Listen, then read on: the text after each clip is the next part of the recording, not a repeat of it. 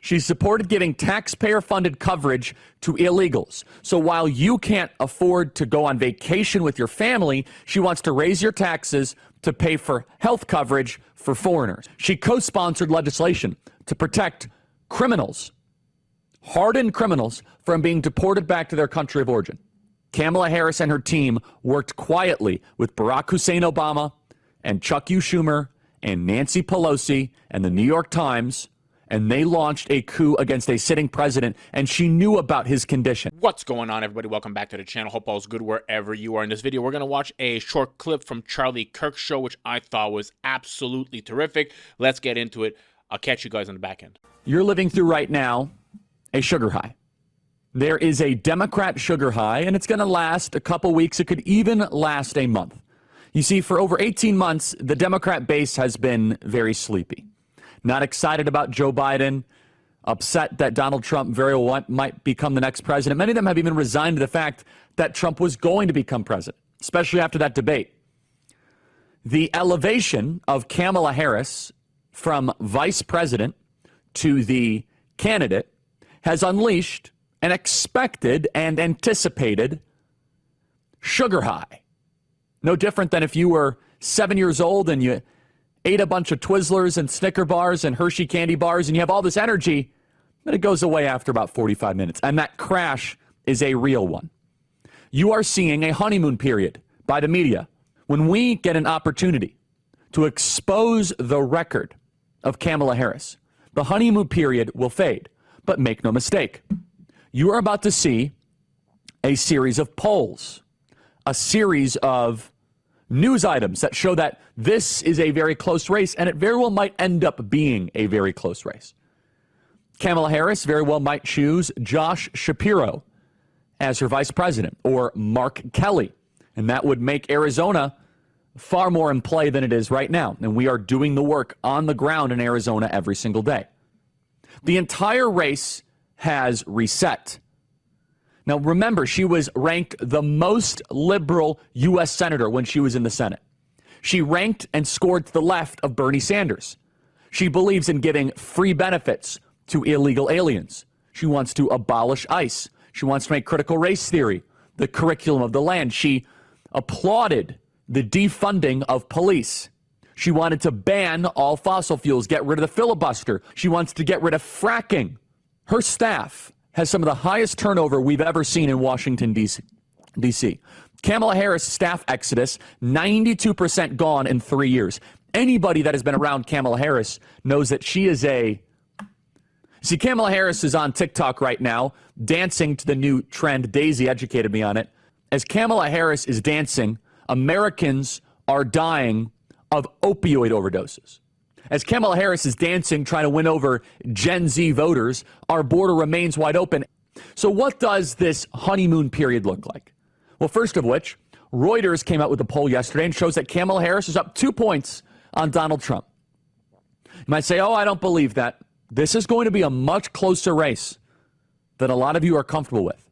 This is going to be a much closer race than you would have imagined with Joe Biden. This is going to come down to 5,000 votes here, 300 votes here, 200 votes here, which goes to show that every single one of you deciding whether to do the work to find new voters or not is going to be more consequential than ever before. And that is why I'm wearing the shirt, Find New Voters. Every day, you go out into the streets, you go to the grocery store, and you find a voter or two. You find two people and you talk to them. Here are 17 examples of Kamala Harris's Marxist, communist, far-left record. She co-sponsored legislation to protect criminals, hardened criminals, from being deported back to their country of origin.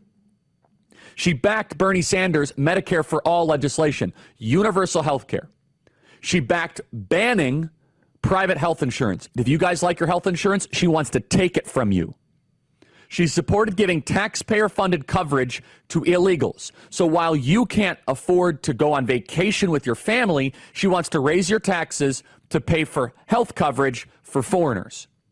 She has vocally supported banning all fracking, which would result in millions of job losses, including hundreds of thousands of good-paying jobs in Pennsylvania. She backed defunding the police and getting rid of all the police. She has compared ICE, which does amazing work identifying people that, for example, they killed the person who killed Laken Riley or the mother of 5 in Maryland. She said the ICE is similar to the KKK. She wants to ban plastic straws, but not ban late-term abortion. She wants and has defended banning offshore drilling. She wants to undo Donald Trump's border security measure. She has supported decriminalizing and allowing illegal border crossings, calling it a civil offense, not a criminal offense. She said she wouldn't treat illegal aliens as criminals. She has called for starting ICE from scratch and get rid of all immigration, customs, and enforcement. She argued that temporarily closing the border when fentanyl, drugs, and opioids are coming across and killing our people violates federal law. She went out of her way and raised money for the Minnesota Freedom Fund, a far-left organization that pays to bail out and jail violent criminals, including accused murderers and rapists. She supported vocally cuts to Los Angeles's police department. She called efforts to add more police to the streets wrong-headed thinking. Kamala Harris was America's most liberal senator. She is a California communist. Now, he ain't wrong about Kamala. I'm so tired of these politicians, especially these Marxist type, that are more concerned with fighting wars abroad and protecting other countries' borders than our own. We have a homeless crisis. We have a fentanyl epidemic in the country, killing over 100,000 Americans every year. Coming through the Sutton border, that is like a sieve for 2 million plus people a year that are coming through there, illegally, I might add.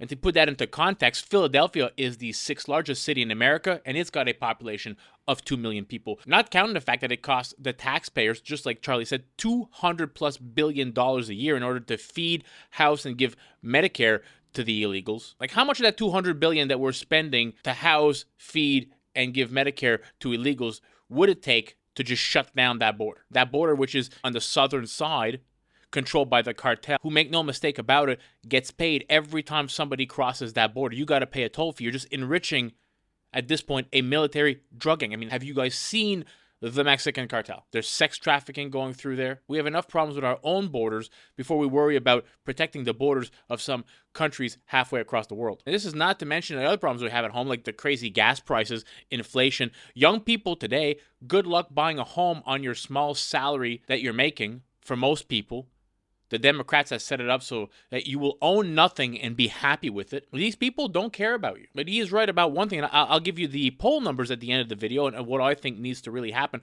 When the shooting happened, I thought for sure, okay, this is going to drive people out to vote in massive numbers.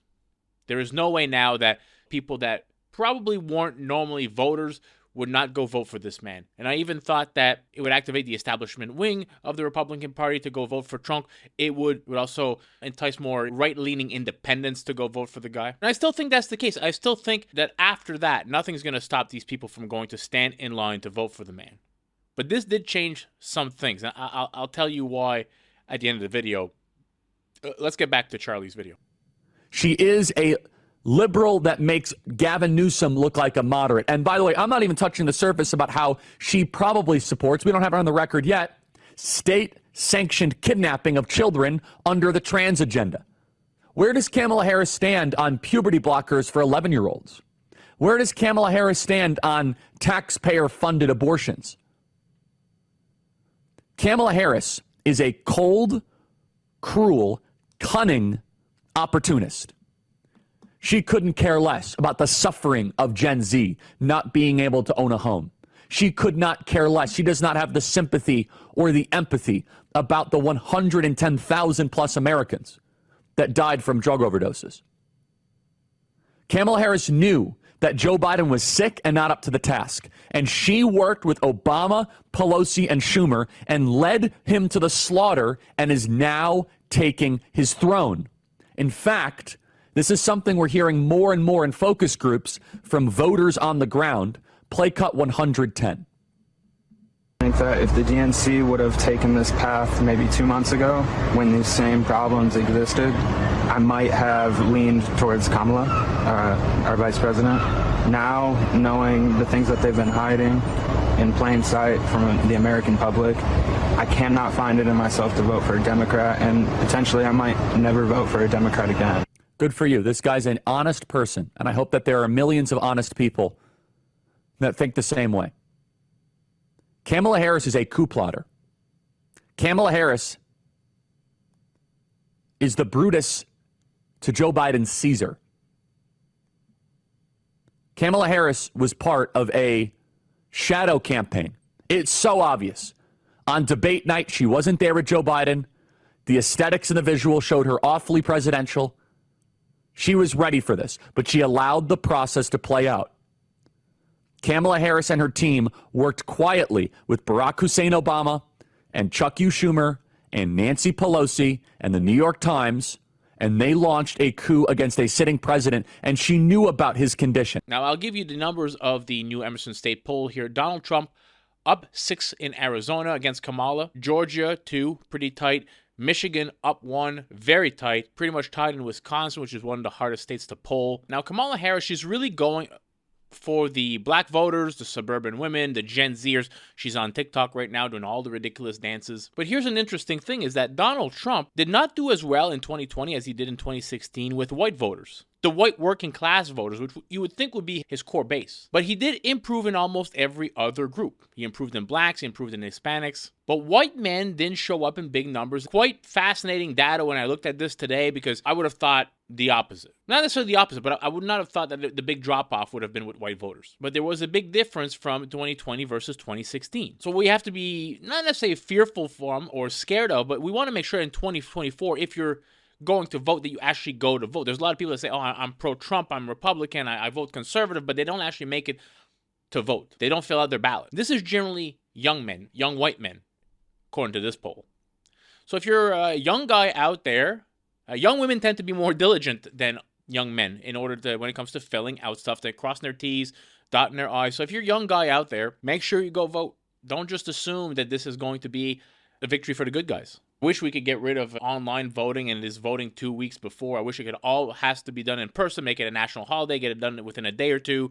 And you have to go to the polls. You have to show your ID. I wish the system was better, but it's not. So we have to make sure that we're going out there and you're registering to vote and you're filling out your ballots, because this is going to be, like Charlie said, tighter than people think. And this is going to come down to thousands of votes in every state to decide the winner, in my opinion. So we need to mobilize massive amounts of working class people, specifically in places like Michigan, Pennsylvania, Wisconsin. The Democrats, they have these multi-billion-dollar ballot chasing, voter registration, ballot harvesting machines that neutralize this race a little bit. In Kamala Harris, we have a lady who wants to give amnesty to illegals, who give them a path to citizenship, even though their first act in coming into the country is a criminal one. But they want voters. This is how they get them. That's why they don't want you to have an ID to go vote. If you're an illegal, and I get it from the illegal aliens point of view, you're coming into a country, you got more opportunity, you're going to get free food, free housing, Medicare. Who are you going to vote for? The people who want to kick you out, or the people who are giving you free money every month? So everybody's got to be a little bit more diligent. Great video by Charlie Kirk. Good points. He was on fire in this one. Hope you all enjoyed it. If you did, consider subscribing to the channel. Smash that thumbs up button. I'll catch you on the next video. Peace out, everybody.